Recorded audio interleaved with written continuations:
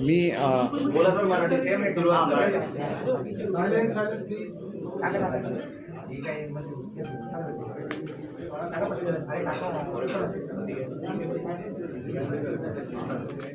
मी आपल्या सर्वांना सांगितलेलं होतं की काल एक चांगला दिवस होता. आपण शुभेच्छासुद्धा दिलेल्या आहेत आणि विशेषतः मी पूर्वीच आमची पॉलिसी डिक्लेअर केलेली आहे की उद्धव साहेबांच्या विरुद्ध काही आम्ही बोलणार नाही, कारण ते आमचे नेते आहेत आणि आम्हाला सगळ्यांना प्रिय आहेत, आम्हाला आदर आहे. परंतु जे मुद्दे त्या ठिकाणी उपस्थित केले जातील त्या मुद्द्यांचं मात्र मी अवश्य उत्तर देईन. याच्यामध्ये दोन गोष्टी आहेत की ही प्रेस कॉन्फरन्स सुरू करण्यापूर्वी एका गोष्टीचा मी खुलासा करू इच्छितो की आज मुंबईच्या महापौरांनी एक ट्विट केलेलं आहे. ते ट्विट काल असं त्यांनी केलं की केसरकरनी आपल्या नातवासाठी काय केलं ते विसरू नये. त्याच्यामुळे लोकांच्या मनामध्ये कन्फ्युजन निर्माण होण्याची शक्यता आहे. आणि कारण मी ऑफिशियल मुख्य प्रवक्ता आहे शिवसेनेचा, आणि त्याच्यामुळे माझ्यासाठी काहीतरी विशेष केलं आहे की काय असं सुद्धा लोकांच्या मनामध्ये येण्याची शक्यता आहे. म्हणून मी खुलासा देतो की मी मुख्यमंत्री महोदयांना विनंती केलेली होती की एका इंटरनॅशनल स्कूलमध्ये माझ्या नातवाला ॲडमिशन मिळावी, परंतु ती ॲडमिशन काही ते करून देऊ शकले नाहीत. त्यांनी मला सांगितलं की त्याच्याऐवजी एका मुंबईतल्या स्कूलमध्ये मी तुला ॲडमिशन घेऊन देतो, आणि त्यांनी ती दिली म्हणून मी त्यांचे आभारसुद्धा मानले. माझा नातू 1 वर्षभर तिथं राहील आणि परत पुढच्या वर्षी आम्ही इंटरनॅशनल स्कूलमध्ये ॲप्लिकेशन करू आणि तो रितसर आपल्या इंटरनॅशनल स्कूलमध्ये जाईल. आणि त्याच्यासाठी मी पुन्हा यांना रिक्वेस्ट नाही करणार, कारण मी बघितलेलं आहे की ज्याला पर्सनल कामी आम्ही हजारो लोकांची करत असतो त्याला हे आम्ही सार्वजनिक जीवनामध्ये सांगत नाही, कारण या छोट्या छोट्या गोष्टी असतात. एखाद्या स्कूलमध्ये ॲडमिशन, एखाद्या कॉलेजमध्ये ॲडमिशन, या रोज आम्ही गोष्टी करत असतो. पण एवढ्या छोट्या गोष्टी जर तुम्ही मीडियासमोर आणणार असाल आणि आरोप करणार असाल तर मला एक या ठिकाणी जाहीर आवाहन करायचं आहे की मग जरा 1 मिनिट जरा आवाज करू नका म्हणून सांगा प्लीज, यांचं हे चालू आहे. तर मला जाहीर आवाहन करायचं आहे की जसं तुम्ही माझ्या ॲडमिशनसाठी भले तुम्ही मला इंटरनॅशनल स्कूलमध्ये ॲडमिशन मिळवून देऊ शकला नाही, लोकल स्कूलमध्ये मिळून दिला, ते तुम्ही केलं, मी त्याच्याबद्दल तुमचा आभारी आहे. पण मी सुद्धा तुमच्यासाठी काहीतरी केलेलं आहे आणि ती गोष्ट ह्याच्यापेक्षा 100 पटीने जास्त महत्त्वाची गोष्ट आहे. मी आतापर्यंत तुमच्या आदरापोटी ही गोष्ट महाराष्ट्राच्या जनतेच्या समोर आणलेली नाही आहे, पण येत्या 2 दिवसामध्ये मी महाराष्ट्राच्या जनतेच्या समोर अवश्य आणेन. कारण आदित्य साहेबांनी डिक्लेअर केलं आहे की माझ्या मतदारसंघामध्ये जाणार, त्यांनी अवश्य जावं माझ्या मतदारसंघामध्ये. परंतु मी जे केलेलं आहे ते बघितल्यानंतर मी निश्चितपणे बोलेन आणि त्याच्यानंतर महाराष्ट्राच्या जनतेला कळेल की जे सांगितलं जातं की आदित्यांवर आरोप झाले, मातोश्रीवर आरोप झाले, पण कोणी काय केलं नाही, हे जे बोललं जातं त्याचं उत्तर तुम्हाला मिळेल. सेना आणि भाजपमधल्या संबंधांच्या बद्दलचं उत्तर तुम्हाला त्याच्यामध्ये मिळेल. कारण आम्ही अनेक गोष्टी आदरापोटी बोलत नसतो, परंतु तुम्ही जर असं बोलणार असाल तर आम्हालासुद्धा ते बोलता येतं. आणि म्हणून कोणीतरी मोठी व्यक्ती आहे, मोठ्या व्यक्तीशी संबंधित आहे आणि कोण सामान्य, आमच्यासारखे लोक सामान्य असतात, पण लोकशाहीमध्ये आम्हाला तेवढाच अधिकार दिलेला आहे आणि तो अधिकार आम्हाला जनतेने दिलेला आहे, आमच्या कॉन्स्टिट्यूशनने दिलेला आहे, आणि त्याच्यामुळे आम्हीसुद्धा बोलू शकतो. आणि तसं बोलण्याची पाळी आम्ही नाही आणली, तुम्ही आणलीत, आणि म्हणून ते बोलायला लागेल, ही वस्तुस्थिती आहे. दुसरी गोष्ट अशी आहे की आम्ही ऑब्जेक्शन घेत होतो की गद्दार का म्हणता म्हणून, कारण आम्ही तर शिवसेना सोडलेली नाही आहे. तर त्यांनी गद्दारच्याऐवजी विश्वासघातकी शब्द वापरला. तुम्हाला जर वापरायचं असेल तर खाली अगोदर एक आदेश काढा आणि तुमच्या खालच्या लोकांना सांगा, जे घोषणा देत असतील त्यांना सांगा, आणि नंतर तुम्ही हे करा. एकट्याने पेपरमध्ये एवढंसं एक ओळ देऊन काही होत नाही. आणि विश्वासघातकी कोणाला म्हणतात? ज्याच्यावर विश्वास टाकला असेल आणि त्यांनी त्या विश्वासाचा भंग केला असेल तर त्याला विश्वासघातकी म्हणतात. भारताच्या आणि जगाच्या इतिहासामध्ये पहिल्यांदा घडलेलं आहे की एक महत्त्वाचं ऑपरेशन असतं आणि त्यावेळेला राज्याचे प्रमुख हे आपला चार्ज दुसऱ्याकडे देत नाहीत. हे इतिहासामध्ये पहिल्यांदा घडलेलं आहे. जगातली सगळ्यात मोठी महासत्ता अमेरिका आहे, तिथल्या अध्यक्षांना जर गुंगी द्यायची असेल तर त्या 1 तास 40 मिनिटासाठी त्याने उपाध्यक्षांकडे चार्ज दिलेला होता. ही वस्तुस्थिती आहे. अनेक वेळेला आमचे ज्यावेळेला मुख्यमंत्री परदेशामध्ये गेले, आजारी पडले, त्याला प्रत्येकाने आपल्या पार्टीमधला जो सिनियर मनुष्य असेल त्याच्याकडे चार्ज दिलेला होता.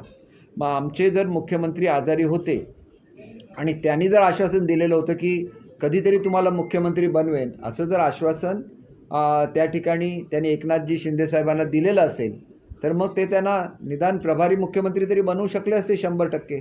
मग ते का बनवले नाही? तेवढासा विश्वास तुमचा त्यांच्यावर नव्हता का? आणि त्यांच्यावर जर विश्वास नव्हता तर तुम्ही देसाई साहेबांना बनवू शकला असता, ते सिनियर मोस्ट होते.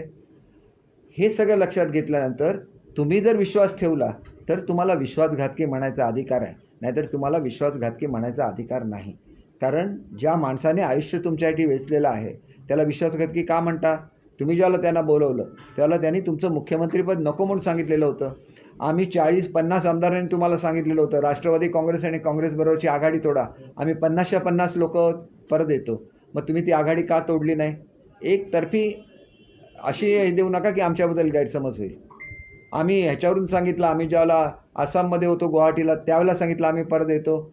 आमची युती होण्याची होती त्याच्या वेळेला मी स्वतः स्टेटमेंट दिलेलं आहे प्रवक्ता म्हणून की आम्ही एकदा कुठेही कमिटमेंट केली आणि आमची कुठे युती झाली, आघाडी झाली, तर त्याच्यानंतर 2 पक्षांचा प्रश्न त्याच्यामध्ये येईल. तोपर्यंत तुम्ही आम्हाला सांगा, आम्ही आजही परत यायला तयार आहोत. आणि म्हणून तुम्ही एकतर आम्हाला कधी आघाडी तोडली नाही, आजचं तुम्ही सांगता की काँग्रेस आणि राष्ट्रवादी चांगली आहे. तर काय BJPच्या संदर्भात सुद्धा मी बोलेन. मी ज्यावेळेला तुम्हाला सांगेन मी काय केलं त्यावेळेला BJPच्या नेत्यांच्या संदर्भात सुद्धा बोलेन. कारण हा प्रश्न हा केवळ आमच्यापुरता मर्यादित नाही आहे. या एकंदर मुलाखतीमध्ये BJPवर सुद्धा अनेक आरोप करण्यात आलेले आहेत आणि BJPबरोबर आमची युती आहे आणि त्याच्यामुळे त्या संदर्भात सुद्धा जी वस्तुस्थिती आहे महाराष्ट्राच्या समोर आलीच पाहिजे. कारण शिवसेनेच्या संदर्भात आत्मीयता होती म्हणून मी इथं आलो. मला काही गरज नव्हती. मला पंतप्रधान महोदयांनी बोलवलेलं होतं, मला चांगला कॅबिनेट मंत्री केलं असतं. माझ्याकडे काम करण्याची जी कॅपॅसिटी आहे ती 2014 सालातच लोकांना दिसली असती. आणि मी ज्या वेळेला मला राज्यमंत्री केलं उद्धव साहेबांनी त्यावेळेला स्वतः बोलवून सांगितलेलं आहे की मी तुम्हाला कॅबिनेट करायला पाहिजे होतं, परंतु बाळासाहेबांबरोबर काम केलेले हे सिनियर मंत्री आहेत. त्यांनी मला देसाई साहेबांचं नाव सांगितलं, रावते साहेबांचं नाव सांगितलं, कदम साहेबांचं नाव सांगितलं. तर आज त्यांना कॅबिनेट करणं माझं कर्तव्य आहे. तरी पण माझी जी चांगली खाती मला मिळाली ती मी तुम्हाला दिलेली आहे.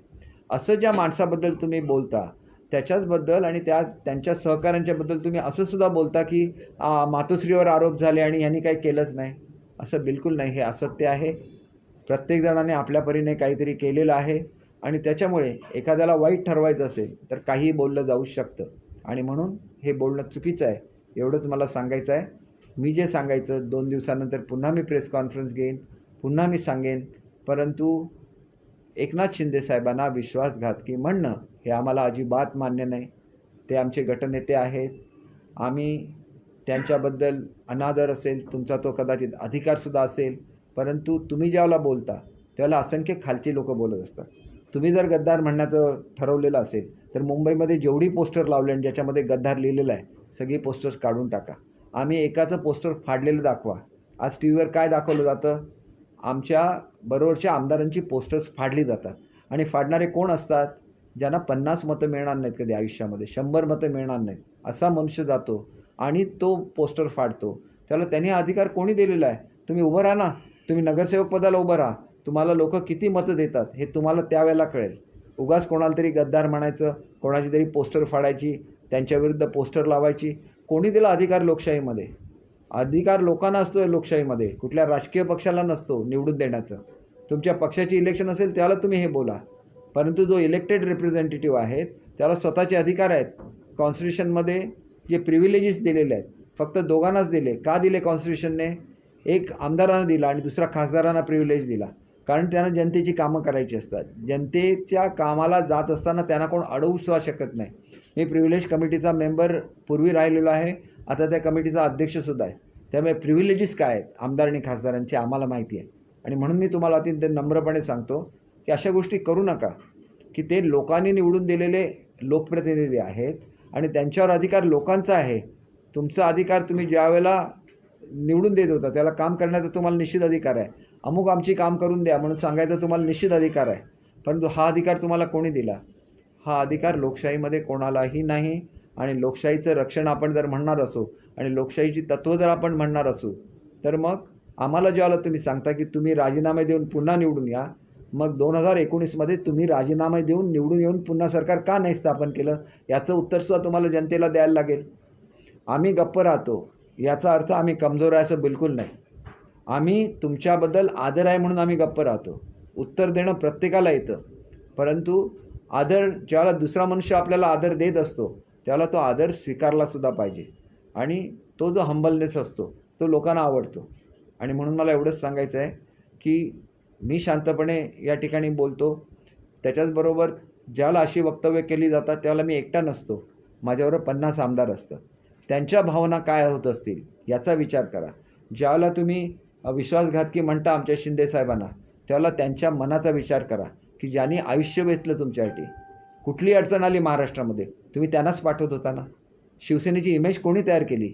90% समाजकारण आणि 10% राजकारणाची इमेज कोणी तयार केली महाराष्ट्रामध्ये? शिंदेसाहेबांनी तयार केलेली आहे.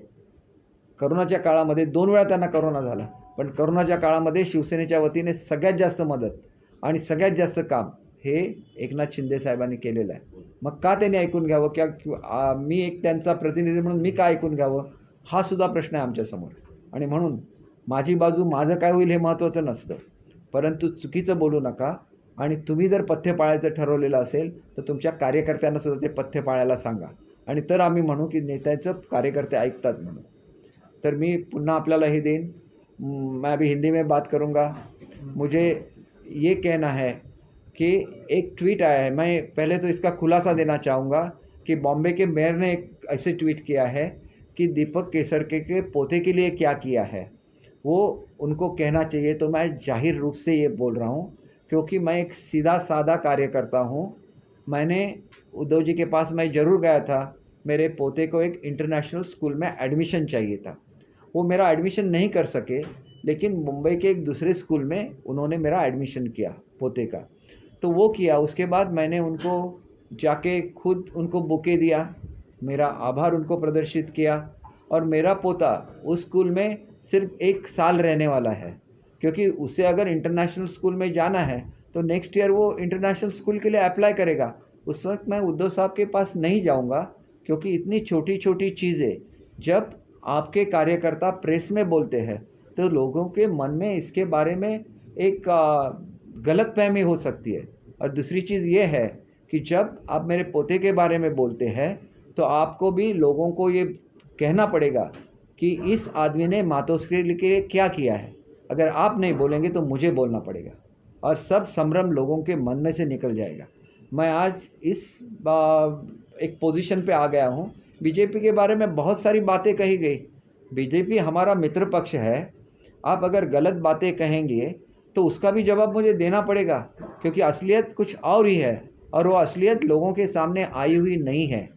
इसीलिए महाराष्ट्र की जनता जिन्होंने सेना बीजेपी के अलायंस को जीत के दिया था उन तक ये हकीकत पहुंचनी चाहिए. एक तो आप पहुंचाइए, नहीं तो मुझे ये करना पड़ेगा अगले 2 दिन में.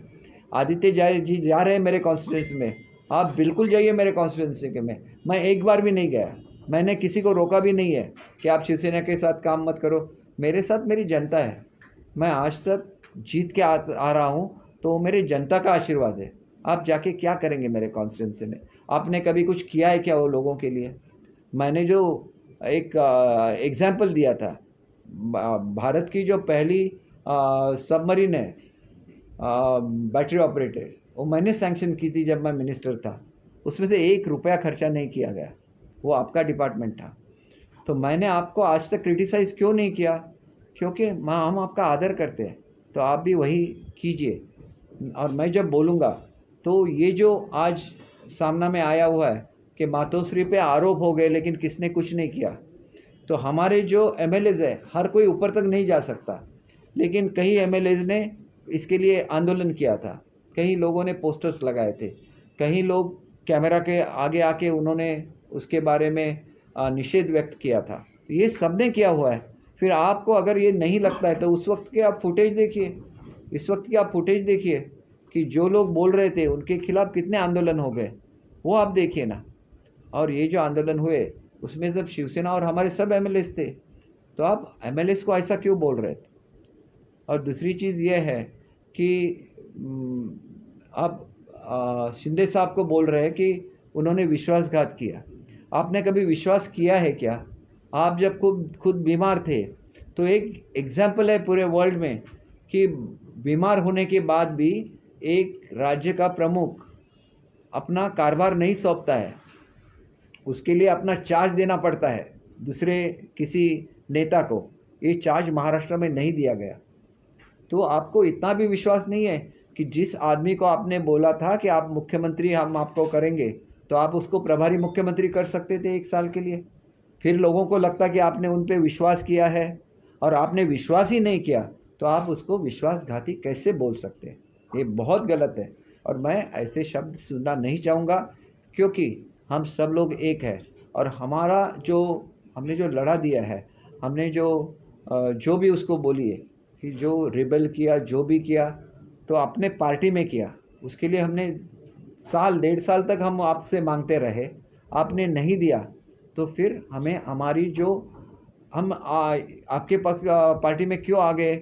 या तो जो लोग आपके पार्टी में सालों से काम कर रहे हैं, वो एक विचारधारा है, और वो विचारधारा बाबा साहब की विचारधारा है, वो हिंदुत्व की विचारधारा है, वो एक जो अपना महाराष्ट्रियन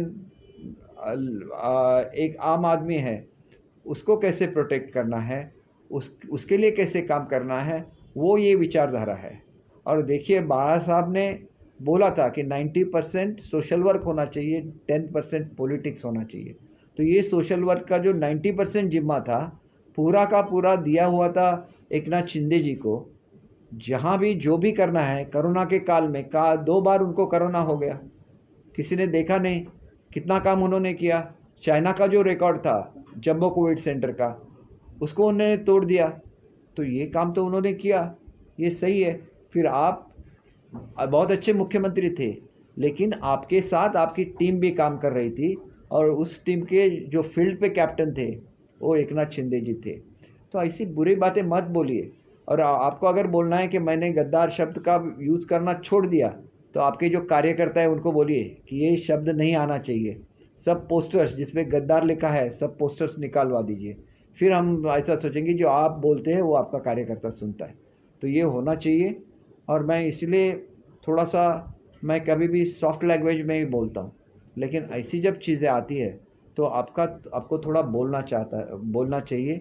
आपको थोड़ा जनता के सामने ओपन भी होना चाहिए, क्योंकि जनता तक हकीकत पहुंचनी भी चाहिए। नहीं तो लोग ऐसे ही समझते रहेंगे कि रोज़ सुबह एक मुलाकात दी जाती है, उसमें किसी को भी आप कौन हैं, आप जिसके खिलाफ बोलते रहे हैं वो कौन है, इसके बारे में वो कोई नहीं सोचते। वो पीएम साहब के ऊपर भी बोलेंगे, दूसरे किसी पे भी बोलेंगे, और फिर आप सोचेंगे कि उनके लिए आपके मन में प्रेम होना चाहिए। वो एक ऐसी पोजीशन है जैसे सीएम की पोजीशन, वो राज्य के प्रतिनिधि है, वैसे ही वो देश के प्रतिनिधि है। उनकी तरफ आदर भावना से बोलना चाहिए, और स्पेशली वो लोगों ने जिन्होंने उनके साथ काम किया है। तो ये सब चीज़ें जो है, आगे मैं चल के जो प्रेस लूँगा उसमें सब चीज़ें मैं बोल दूँगा, क्योंकि हम भी एक विचारधारा पे चलते हैं, और राज्य विचारधारा पे चलता है, पॉलिटिकल पार्टीज विचारधारा पे चलती है। और फिर ये विचारधारा जो है और इसके बारे में जो हकीकत है लोगों के भी सामने आने चाहिए, और आने दीजिए। आपने जो पर्सनल मुद्दा उठाया है, इसलिए मुझे भी बोलना पड़ेगा कि पर्सनली मैंने जो भी आपके लिए किया है वो जनता के सामने लाना पड़ेगा, और मैं जरूर ये 2 दिनों में वो लाऊंगा। तुम्ही आता म्हणाला अभी मराठी तुम्ही आता संजय राऊत म्हणाला यांनी की विश्वास टाकलेला नाहीये, मात्र त्यांनी त्यांना आपल्या मंत्रिमंडळात घेतलं होतं, महत्वाचं मंत्रिपदही दिलं होतं। यासोबतच आता तुम्ही म्हणालात की विश्वास नाही टाकला, पण आता सांगताना असं सांगितलं की अनेक महत्वाच्या कामांना त्यांना पाठवण्यात आलं, ज्यावेळेला त्यांना कामं जबाबदारी होती, देण्यात आली, ज्यावेळेला पण हा कामं, विश्वास नाहीये का? हे बघा, मी सांगितलेलं आहे की ज्या वेळेला महत्त्वाची कामं आणि मदत करायची होती त्यावेळेला एकनाथ शिंदे पाहिजे होते, आणि मग ज्यावेळेला चार्ज द्यायचा होता त्यावेळेला एकनाथ शिंदे का नको? कोविड आला तर कोविड सेंटर उभारायला एकनाथ शिंदे पाहिजेत, आणि मग ज्यावेळेला चार्ज द्यायचा असेल त्यावेळेला एकनाथ शिंदे का नको? ज्यावेळेला उपमुख्यमंत्री द्यायला BJP आम्हाला तयार झालं 2019च्या पूर्वी, मग त्यावेळेला उपमंत्रीपद का स्वीकारलं नाही? त्याला उपमुख्यमंत्रीपद देता आलं असतं, शिंदे साहेबांना देता आलं असतं की नाही? आणि तुम्हाला हे सगळं माहिती आहे की उपमुख्यमंत्रीपद BJPने देऊ केलेलं होतं शिवसेनेला, आणि जी शिवसेनेची फार मोठी हे होती। मग ते कोणाला द्यावं ह्याच्यावर निर्णय घ्यायला लागतो, म्हणून ते पद दिलंच गेलं नाही। ही सुद्धा वस्तुस्थिती आहे। म्हणून आम्ही सगळं बोलावं का? प्रेससमोर बोललो नसतो, आणि मी सुद्धा बोललो नसतो, एवढ्या छोट्या छोट्या गोष्टी ज्याला तुम्ही मोठं केल्यासारखं दाखवता, त्याला आम्ही सुद्धा तुमच्यासाठी केलेल्या आहेत ना गोष्टी, आम्ही सुद्धा त्या बोलणार प्रेससमोर, लोकांना कळलं पाहिजे. आज संजय राऊत यांनी लोकसभा अध्यक्षांकडे पत्र लिहून जे शिंदे गटात आलेले 12 खासदार आहेत त्यांच्या निलंबनाची मागणी केली. हे बघा, एक असं असतं की निलंबन हे फ्लोर ऑफ द हाऊसवरच्या ॲक्टसाठी होऊ शकतं. त्यांनी 10वं शेड्यूल व्यवस्थित वाचून बघावं आणि त्याच्यामध्ये स्वतःचा गटनेता हा स्वतःला निवडण्याचा अधिकार असतो त्या गटाला, आणि त्याच्यामुळे त्यांनी जर मेजॉरिटीने गटनेता निवडला तर त्याच्यामध्ये कुठे हे झालेलं आहे, डिफेक्शन कुठे झालं? ते काय दुसऱ्या पक्षात गेलेले आहेत? त्यांना आपला गटनेता हा मेजॉरिटीनेच निवडायचा असतो. ज्यावेळेला आम्ही आमचं पत्र देतो, आमचा गट स्थापन आपोआप होत नाही, त्याच्यासाठी तुम्हाला डॉक्युमेंट्स द्यायला लागतात, तुम्ही निवडून आलेल्याचं सर्टिफिकेट द्यायला लागतं, तुमच्या पक्षाचं पत्र द्यायला लागतं, आणि त्याच्याचबरोबर एवढ्या आमदारांचा त्याला पाठिंबा आहे गटनेता व्हायला हे द्यायला लागतं. कारण शेवटी ही लोकशाहीची प्रक्रिया आहे आणि लोकशाहीच्या प्रक्रियेमध्ये मेजॉरिटीशिवाय काही होत नाही. जर सगळेच अधिकार पक्षाच्या प्रमुखाला असतील तर त्याला डिक्टेटरशिप म्हणतात, आणि डिक्टेटरशिप भारतामध्ये नाही आहे, ते संविधानाच्या विरोधामध्ये आहे. आणि त्याच्यामुळे तुमच्या कॉन्स्टिट्यूशनमध्ये काय लिहिलं याच्यापेक्षा भारताच्या कॉन्स्टिट्यूशनमध्ये लोकशाही भारतामध्ये राहिली पाहिजेत आणि लोकशाहीच्या माध्यमातून निर्णय झाले पाहिजे आणि लोकशाहीने निवडून दिलेलं सरकार सत्तेवर आलं पाहिजे, हे त्याचं बेसिक प्रिन्सिपल आहे. मग ते जर बेसिक प्रिन्सिपल असेल आणि 10व्या शेड्यूलमध्ये लिहिलेलं आहे on the floor of house, तुम्ही जर पक्ष आदेश मोडला, त्याच्या विरोधात मतदान केलं किंवा तुम्ही म्हणजे गैरहजर राहिला तर त्याच्यामध्ये डिस्क्वालिफिकेशन लिहिलं आहे. रेग्युलर कोर्समध्ये डिस्क्वालिफिकेशन कुठे म्हटलं आहे, आणि त्याच्यामुळे जे उपाध्यक्षांनी करण्याचा प्रयत्न केला त्याला ताबडतोब सुप्रीम कोर्टामध्ये स्टे मिळाला, 2 दिवसाची नोटीस आता, आणि त्यांच्यावर अविश्वासाचा ठराव असताना त्यांनी हे अधिकार वापरणं हे सगळं अलाउड नाही आहे. हे सुप्रीम कोर्टाचे निर्णय आहेत त्या संदर्भातले, आणि त्याच्यामुळे मला असं वाटतं की तिथं आम्हाला जसा न्याय मिळाला तसा पुढे सुद्धा न्याय मिळेल. ज्या लोकांकडे मेजॉरिटी नसते ते रडीचा खेळ खेळत असतात, आम्हाला नाही रडीचा खेळ खेळायचा आहे. आम्ही आमच्याविरुद्ध काय लिहिलेलं असेल तर आम्ही आमची बाजू कोर्टासमोर मांडू. रोज तुम्ही लोकांच्या मनामध्ये संभ्रम का निर्माण करता? आणि आपण बघितलेलं आहे की हायेस्ट ऑथॉरिटी जी आहे त्यांनी सुद्धा म्हटलेलं आहे की मीडिया ट्रायल्स ताबडतोब बंद करा, की या केसमध्ये काय होणार हे सांगायचा अधिकार, मग त्याला अर्थ काय राहणार? प्रत्यक्ष कोर्टाच्या कामकाजाला अर्थ काय राहणार? आणि म्हणून त्याच्यामुळे जे लोकांच्या मनामध्ये कन्फ्युजन क्रिएट केलं जातं तोच त्यांचा उद्देश आहे. आणि त्याच्यामुळेच मला असं वाटतं की आम्ही आमच्या ध्येयाशी बांधील आहोत. आम्हाला महाराष्ट्रासाठी काम करायचं आहे आणि महाराष्ट्राला एक प्रगतिशील राज्य बनवायचं आहे. त्याच्यासाठी सेना आणि BJPची ही युती कार्यरत राहणार आहेत. त्यांना किती केसेस करायच्या आहेत त्याने करून दे, कुठल्या प्लॅटफॉर्मवर करायच्या आहेत करून दे. आम्ही आमचं उत्तर जे कायद्याने द्यायचं ते आम्ही आमचं उत्तर त्यांना देणार.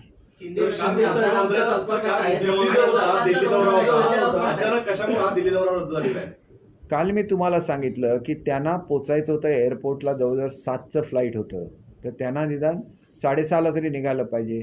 400 ते 500 लोक रांगेमध्ये होते आणि मी स्वतः बघितलेलं आहे की आलेल्या प्रत्येक अर्जावर ते लिहित होते आणि सही करत होते. शेवटी असं आहे की राज्याची जनता ही महत्त्वाची आहे आणि अनेक वर्ष मुख्यमंत्र्यांना भेटण्यापासून ती वंचित राहिलेली असेल तर त्याला कधीतरी न्याय दिलाच पाहिजे. दिल्लीची ट्रिप उद्यासुद्धा होऊ शकते, परंतु ती जर त्यांची 7ची फ्लाईट होती आणि ती जर त्यांची लोकांना भेटण्यामध्ये मिस झालेली असेल तर त्याच्याबद्दल फार मोठ्या चर्चा करण्याची काय आवश्यकता आहे असं मला स्वतःला वाटत. शिंदे गटाचे आमदार जे आहेत ते आमच्या संपर्कात आहेत आणि लवकरच सत्तांतर होईल संजय राऊत म्हणतात. हे नेहमी त्यांना दिवसाची स्वप्न बघायची सवय झालेली आहे. आम्ही ज्यावेळेला गुवाहाटीला होतो त्यावेळेला सांगायचे 15 आमदार आमच्या संपर्कात आहेत, 20 आमदार आमच्या संपर्कामध्ये आहेत. मुंबईला आले की सगळे आम्हाला जोडले घेणार आहेत. प्रत्यक्षात काय घडलं? 40चे 41 झाले. म्हणजे हे घडतं. त्यांना जर असं वाटत असेल की संपर्कात आहेत तर कदाचित त्यांना असं म्हणायचं असं की आमचे काही आमदार शिंदेंच्या संपर्कात आहेत आणि लवकरच ती जी संख्या 14ची आहे ती सुद्धा लवकरच कमी होण्याची शक्यता त्यांना दिसत असेल म्हणून ते असं बोलत असतील. शिवसेनेतील अनेक ज्येष्ठ लोक आज शिवसेनेपासून लांब गेलेले होते, कधीतरी एकनाथ शिंदे ह्या सर्वांना एकत्र आणण्याचा प्रयत्न करत आहेत. आपल्याला काय वाटतं? एक आहे की शिवसैनिकाची अपेक्षा एवढीच असते की आपल्या पाठीवर मायेचा हात फिरावा, याच्यापैकी कुठलंही असं नसतं. आणि ज्येष्ठ जो शिवसैनिक असतो त्याला असं वाटत असतं की मी शिवसेनेसाठी जे काय केलं त्याची कुठेतरी नोंद म्हणून आम्हाला एखादी बसायला मानाची खुर्ची मिळावी तिथं गेल्यानंतर समारंभामध्ये, आणि ते सुद्धा नाही मिळालं तर शिवसैनिक नाराज असतो. आणि मग नाराजीचा फायदा घेण्याचा एकनाथ शिंदेसाहेब अजिबात प्रयत्न करत नाहीत. जसं ते आमच्या नेत्यांना भेटायला गेले तसं ते JRD टाटा आपल्या रतन टाटांना सुद्धा भेटायला गेले. ही वस्तुस्थिती आहे ना. म्हणजे मोठ्यांचा मान ठेवणं ह्याच्यामध्ये कमीपणा काहीच नाही आहे. मोठ्यांचा मान ठेवलंच पाहिजे. रतन टाटा हे महाराष्ट्राचं एक अभिमानाचं प्रतीक आहे, मुंबईच्या अभिमानाचं प्रतीक आहे. मग त्यांनासुद्धा शाल घालायला, त्यांना पुष्पगुच्छ द्यायला आमचे मुख्यमंत्री गेले ना. आणि मग आपला एखादा ज्येष्ठ खासदार आजारी आहे, मग त्याच्या चौकशीला गेलं तर त्याच्यामध्ये काय चूक आहे? कुठेतरी आता याच्या आधी शिवसेनेच्या नेत्यांना जे आहे ते भेटताना पाहायला मिळालं नाही. आता भेटीगाठी सुरू आहे. झालेला असतो. एखाद्या मुख्यमंत्र्यांनी आपल्या चौकशीसाठी येणं ही एवढी सुखद बाब असते जनतेसाठी, आणि ते सुख जर एखाद्या ज्येष्ठ शिवसैनिकाला मिळालं तर ते सुख त्याला मिळून देणं. त्याने आयुष्यभर कष्ट केलेले आहेत शिवसेनेसाठी, आणि शिवसेनेचा मुख्यमंत्री असला तर तो आपल्याला भेटायला येतो. ही एक सुखद बाब असते. सुप्रीम कोर्टाने 367 ठिकाणी जे नियोजित निवडणूक आहे त्या ओबीसी आरक्षणाशिवाय घ्यावं अशा पद्धतीने न्यायालयाने निवडणूक आयोगाला फटकारलेल्या आहेत. नाही बघा, आता ह्या टेक्निकल बाबी आहेत ना, ह्या मी ऑफहँड सांगू शकत नाही, कारण ह्याच्यामध्ये न्यायालयाचा प्रश्न इन्व्हॉल्ड असतो. त्यानंतर शासनाचं जे धोरण असतं हे काय पॉलिटिशियन्स ठरवतात असं नाही. तर त्याच्यासाठी शासनाची स्वतंत्र यंत्रणा असते. त्याच्यामध्ये लॉ अँड ज्युडिशरी डिपार्टमेंट असतं. कन्सर्न जे नगरविकास किंवा जे ग्रामविकास खातं आहे त्यांचे सचिव असतात. हे सगळे आपला रिपोर्ट मुख्यमंत्र्यांना किंवा प्रशासनाला देतात, आणि त्याच्यानंतर त्या बाबतीत काय करायचं याचा निर्णय होतो, आणि कोर्टाचा निर्णय शेवटी मान्य करावाच लागतो. मंत्रिमंडळ विस्ताराला विलंब का होतो? मंत्रिमंडळ विस्ताराला विलंब का होतोय? आरक्षण लागू होत नाही तोपर्यंत निवडणुका घेऊ नयेत अशी राज्य सरकारकडे मागणी करतायत. तुम्ही काय तुमची भूमिका? भाजपची तीच भूमिका आहे. भाजपची पण तीच भूमिका आहे. भाजपची तीच भूमिका, आमची सुद्धा तीच भूमिका आहे ना. नाही मग निवडणुका घेऊ नयेत असं तुम्ही पण हे बघा, असं असतं की आपण बघितलेलं आहे की ओबीसी आरक्षणाला मान्यता सुद्धा दिली, त्याचे आता लॉट्स सुद्धा झालेले आहेत. आणि अशा परिस्थितीमध्ये जर काही नवीन निर्णय झालेला असेल या संदर्भात तर तो निर्णय तपासून बघायला लागेल. त्याचे इम्प्लिकेशन्स काय होतात, त्याची अंमलबजावणी करता येते का, हे सगळं तपासून बघायला लागेल. आणि जर काही डिफिकल्टीज असतील तर त्या न्यायालयाच्या समोर आणायला लागतील. शेवटी न्यायालय हे अंतिम असतं. घटनेचं इंटरप्रिटेशन न्यायालयाने करायचं असतं, निर्णय द्यायचे असतात, आणि शासनाने त्याची अंमलबजावणी करायची असते. जाईल का ओबीसी निवडणुका या घेऊ नयेत? नाही, हे जाहीर करणं हे मुख्यमंत्री आणि मुख्यमंत्री महोदयांचा प्रिरोगेटिव्ह आहे. तो मला अधिकार कोणी दिलेला नाही, तो त्यांचा अधिकार आहे. तो ते अधिकार वापरतील आणि योग्य तो निर्णय आपल्यासमोर ते देतील. मुख्यमंत्री आज तमाम सारे शिवसेना के वरिष्ठ नेताओं से मिल रहे हैं जो फाउंडर मेंबर्स रहे हैं, उसके पीछे क्या वजह है? क्योंकि जिस तरीके के संविधान में शिवसेना के प्रावधान है कि फाउंडर मेंबर का आपके साथ होना जरूरी है, अगर पार्टी को साथ में लेना है तो क्या उस हिसाब से मिल रहे हैं, या फिर 2.5 सालों में पूर्व मुख्यमंत्री ने उनकी सुध नहीं ली इसलिए मुख्यमंत्री मिल रहे हैं? नहीं, देखिए, मिलना कोई बुरी बात तो नहीं है. उनको भी अच्छा लगेगा कि महाराष्ट्र के मुख्यमंत्री उनको मिल रहे हैं, तो उनके लिए सम्मान की बात है. तो सम्मान उनको भी अच्छा लगेगा ना. ये जो शिवसेना के नेता है, कितने सालों से वो बाला साहब के लिए, शिवसेना के लिए काम कर रहे हैं, तो उनका भी सम्मान होना चाहिए, और वो सम्मान हो रहा है. एक अच्छी बात है. क्या पहले सम्मान नहीं हो संजय रहा राउत था? ने मुलाकात की लोकसभा के स्पीकर के साथ, वो कहा है कि 12 सांसद जो है उन्हें डिस्क्वालीफाई किया जाए, हट भी दिया. देखिए, जो 10th शेड्यूल है उस पर जो डिस्क्वालिफिकेशन है, वो जो आप फ्लोर ऑफ द हाउस पे जो एक्ट करते हैं उसके बारे में वो डिस्क्वालिफिकेशन है. तो वो चाहे जितने भी एप्लीकेशन दे, उसमें जो भी हमारा रिप्लाई देना होगा हम लोग फाइल करेंगे. और हम लोग इतना ही जानते हैं कि उन्होंने सिर्फ अपना नेता चुना है, और वो नेता चुनने की डेमोक्रेसी में उनको फ्रीडम है. आदित्य ठाकरे जिस तरीके से ये क्या एकनाथ शिंदे जी को सीएम नहीं बनाया था उद्धव ठाकरे ने जब वो बीमार थे, तो इस वजह से जो है ये फूट पड़ी और उन्होंने नहीं, बिल्कुल नहीं. मैंने वो विश्वासघाती जो बोला है ना शब्द है, उसके बारे में ये जवाब दिया है. आप लोग विश्वास रखेंगे और वो विश्वास को कोई तोड़ेगा. आपने तो विश्वास रखा ही नहीं ना, तो आप विश्वासघात की कैसे बोल सकते हैं? हम तो शिवसेना से बाहर भी नहीं हैं, हम शिवसेना के साथ ही है. खाली हमारा ये कहना था कांग्रेस और राष्ट्रवादी के साथ मत जाइए. हमने वो हमारी जीत थी, हमने पूरी करके दिखाई. आदित्य ठाकरे जिस तरीके से आप लोगों के विधानसभाओं में दौरा करेंगे और अगले कुछ दिनों तक कोंकण पश्चिम महाराष्ट्र के दौरे पर रहेंगे, तो क्या आप लोगों को लगता है कि आदित्य आप लोगों के खिलाफ बात करेंगे और उससे जनता प्रभावित होगी? उनको ज़रूर बात करने दीजिए। जिन्होंने कोंकण के लिए, मैंने एक एग्जाम्पल दिया था कि मैंने एक सबमरीन सैंक्शन की थी जब मैं फाइनेंस डिपार्टमेंट का मंत्री था। 65 करोड़ रुपया जो भारत की पहली बैटरी ऑपरेटेड सबमरीन होने वाली थी, तो उसमें से 1 रुपया भी वो खर्चा नहीं कर सके। वो उस खाता के मंत्री थे, फिर भी नहीं कर सके। तो हमारी जनता ऐसे कि कोई सवाल उनको नहीं पूछेगा, लेकिन उनके मन में तो ये रहेगा ना। और उनको चाहे कहीं से भी पकड़ के लोगों को खड़ा कर दे और वो भीड़ दिखा दे, तो ऐसे होता है लोकशाही में, वो दिखाया जाता है। फिर उनके जो उनका दौरा रहता है उसको भी दिखाया जाता है लोगों को। तो एक टैक्टिक रहती है पॉलिटिक्स की, अपने लिए समर्थन जुटाने की, तो वो कर सकते हैं, उनको वो फ्रीडम है। हम उसके बारे में क्यों बोले। मैं तो खुद अपने कॉन्स्टिट्यूंसी में गया भी नहीं, मैंने किसी को भी ऐसे नहीं बोला कि आप उनका जो पक्ष है उसमें से निकल जाओ, मुझे सपोर्ट करो, कुछ भी नहीं किया। क्योंकि आप जब जीत के आते हैं तो आम जनता आपको वोट देती है, और आम जनता हमारी ऐसी है कि उनको अपना लोक प्रतिनिधि अच्छा चाहिए। देखिए बैरिस्टर नाथ पै थे, संसद में वो भाषण करते थे और उसका इतना अभिमान था। मधु दंडवते जी बहुत अच्छा स्पीच देते थे संसद में, और उनका वहाँ पे ये था, तो वो यहाँ नहीं आए तो भी 5-5 लाख वोटों से उनको जिताया दिया जाता है। और इसको कोंकण बोलते हैं। जब MLAs 8 MLAs हो तो 8 के 8 MLAs कांग्रेस के चुन के आते थे, लेकिन मधु दंडवते अकेले 5-5 लाख वोट से जीत के आते थे। ये कोंकण के लोग बहुत एजुकेटेड है।